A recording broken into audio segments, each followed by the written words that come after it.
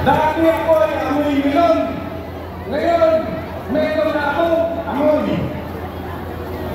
Kaya, ang privatisasyon, ang pagkalikot ng pamahalaan sa ating mga mamamayan ay dapat nating labanan sa pamamagitan ng pagbasura sa mga joint venture agreement o privatisasyon sa pangkalahatan at ang pagbasura ng lahat ng mga patakaran na hindi sumagot para sa karapatan ng mga mamamayan. Mabuhay ang uling manggagawa sa kanilang araw na ito ng paggawa. Mabuhay po tayo lahat. Maraming salamat po. Babae! Babae!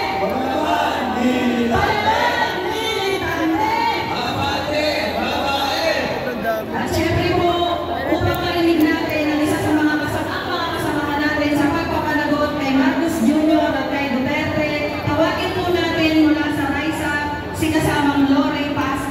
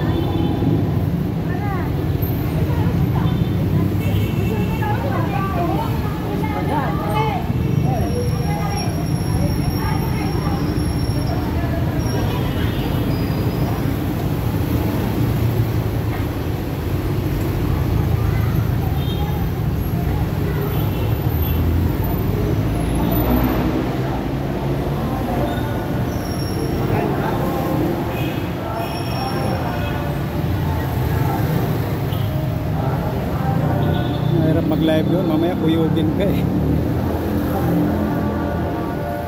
Ako si Juan, nandyan. May signal doon. Wala nga signal doon. Kasi nag-upload ako doon.